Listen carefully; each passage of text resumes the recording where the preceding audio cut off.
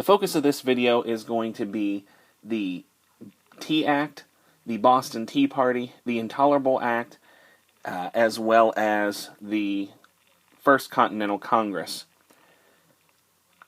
On the same day that the Boston Massacre took place, England's Parliament repealed the Townshend Acts. They eliminated all the taxes on the items such as paint and glass and paper and lead, and except the tax that was on tea. The reason that Parliament chose to keep the tax on tea was to show the colonies that they still had the power to tax the colonists. Samuel Adams continued to openly oppose England. He helped create committees of correspondence, or groups of letter writers who exchanged information on colonial affairs. These groups corresponded with one another and with committees in other colonies. In 1773, Parliament passed the Tea Act. Tea was very popular in the colonies, and because of the tax from the Townshend Acts, most of it was smuggled in from Holland or other European countries. The Tea Act gave the British East India Tea Company a monopoly on the tea trade in America. The Tea Act actually lowered the price of tea for the colonists. It made East India tea cheaper than the smuggled tea that was coming in from foreign countries. The problem was that the Parliament was telling the colonists that they had to purchase the tea from that company. The problem with the Tea Act was that Parliament was telling the colonists that they had to purchase the tea from that company. The reason Parliament lowered the tax and forced colonists to purchase this tea was because many members of Parliament owned stock in the company, and there were large amounts of tea that was going to go bad if it wasn't sold. This would cause the company to lose great amounts of money, and possibly Parliament members to lose their investments. Now, across the colonies, the reaction to the Tea Act was mixed.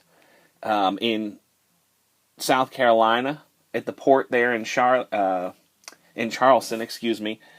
the dock workers took the tea off the boats, the crates of tea off the boats, and they put them in a warehouse. And then the warehouse was locked up, and the tea was actually just set there, theoretically, to rot. Now, what would eventually happen with that tea is later on it would be sold. When the war starts, it would be sold, and it would be used to raise money for the cause of war. In New York, the dock workers refused to take the tea off of the boats, and the boats were turned back to England. In Massachusetts, the dock workers refused to take the tea off the boats, but the royal governor would not allow the boats to return back to England. He said, we're going to take that tea off, it's going to be sold here, and that's how it's going to be. The colonists, such as Sam Adams and the other Sons of Liberty members, they didn't like this, and they decided to take action into their own hands. On December 16, 1773, dressed like Native Americans, 3 companies of colonists boarded the tea ships in Boston Harbor, and they began throwing the tea into the harbor. British military vessels were surrounding the merchant ships, but no one stopped the damage of the cargo. In the morning, much of the tea was found floating in the harbor. The colonists boarded small rowboats and began beating it with the oars in order to further render it unusable. This scene is depicted here in front of us of the Boston Tea Party, of those events of that night. The colonists, you can see them there, many of them dressed as Native Americans, firing the tea overboard, and the colonists in rowboats are out there, and they are smashing the tea with the oars.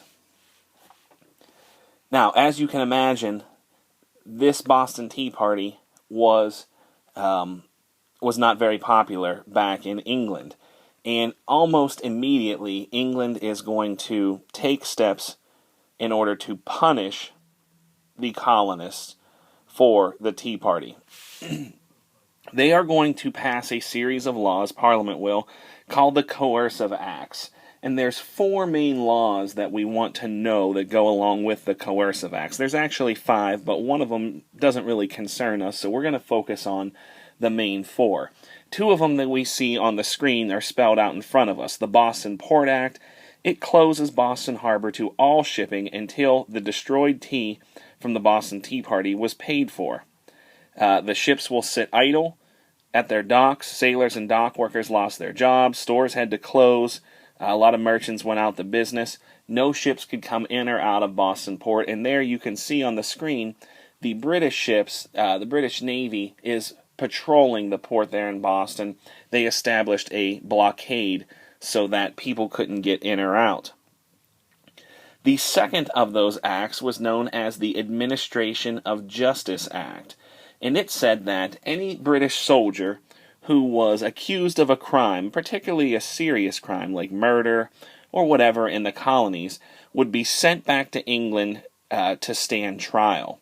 Knowing that they would not face justice in the colonies, British troops felt freer to abuse the colonists. This was a slap in the face for John Adams, and if you remember from our video, John Adams was very upset with this. This is when he was a very moderate person as far as his feelings about the English government. This is going to push him towards the side of the more radical people like his cousin Samuel Adams. Moving on, the other two acts we have are the Quartering Act, as we can see here on the screen, and that requires colonists to feed and house British troops. Now it says here in their homes, and that they had to fear that their houses were not safe from invasion, but as I told you in class, that's not necessarily the case.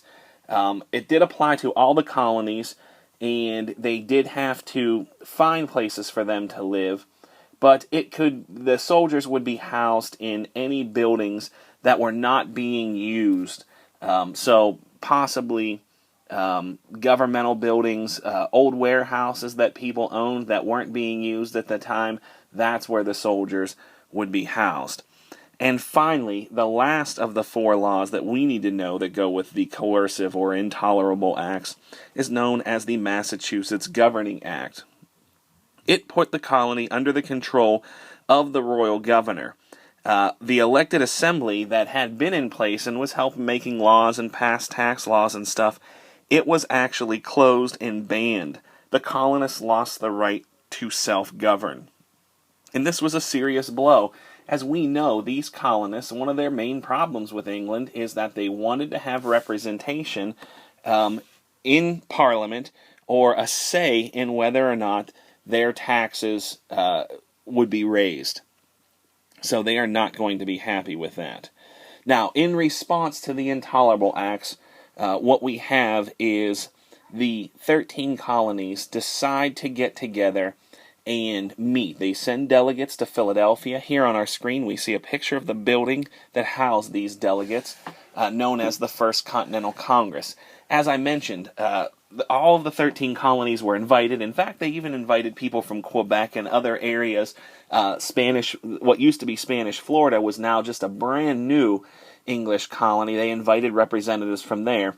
12 of the 13 colonies are actually going to show up here for the First Continental Congress. Georgia is going to stay back because they were looking for support from Great Britain in order to defend themselves from Native American attacks. So they are going to stay back. All of the other colonies will be represented.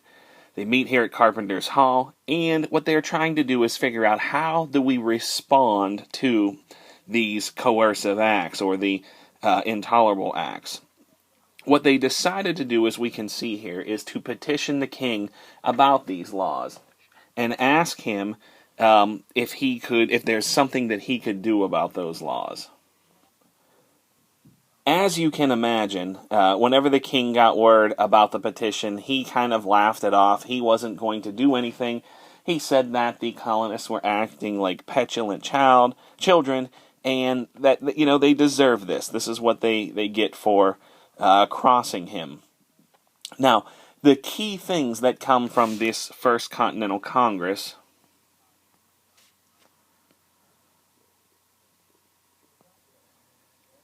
the key ideas that we're going to see come out of this First Continental Congress are, number one, they are going to choose to support New England and Massachusetts in particular. They say, listen, if there's any gunfire, we're all going to come and we're going to help out, come to your aid. So that was very important. The second thing that they did, after they wrote the petition, they continued to boycott, and they said, we're going to boycott these English goods, have a real serious boycott. We're going to patrol this and make sure that everybody participates in this boycott. And a year from now, on September 10th, 1775, we're going to come back together, and if things haven't changed for the better, we are going to try to figure out something else. So they made arrangements for a second meeting if it was necessary. They hoped that it wouldn't be necessary, but just in case, they knew that they could come back and, look at these questions again. As I mentioned in class, there are some real power players that are part of this First Continental Congress, and I just want to run through their names one more time because there's some important people there that are going to participate in this. We're going to have Patrick Henry. Patrick Henry is a Virginia delegate. He's one of the very first people to speak up about the Stamp Acts. He said that we should resist doing anything with the Stamp Acts. And, whenever he was questioned, well, we can't resist. We're not allowed to. We can't question the king. If we question the king, that could be perceived as treason. And he said, if this is treason, then they should make the best of it and give me liberty or give me death. So give me freedom from these taxes that aren't fair, or I'd rather die. In the middle, we have Richard Henry Lee in the top row. He's going to be one of the guys who's going to sit on the committee for the Declaration of Independence as we get into June of 1776. Of course, on the right, we know George Washington. He's going to be related to Richard Henry Lee through marriage, and we know all about him. We'll talk much more about him later on. John Dickinson, we're going to see in the John Adams movie, he is going to be outspokenly against declaring independence. He's a Pennsylvanian, a Quaker, and so he's a pacifist and doesn't look forward to war. In the middle, John Jay from New York. He, again, is going to be a very important one in getting the Constitution passed, and then later on, he will be a Supreme Court justice. Other members were John Adams, naturally. We've talked about him. Samuel Adams is going to be a member. John Sullivan is going to be a key Revolutionary War figure, and Roger Sherman is going to help come up with a plan for our Constitution. That pretty much does it for this video. We'll have one more video that's going to go in this chapter, and it will be about the Paul Revere's ride and the battles of Lexington and Concord.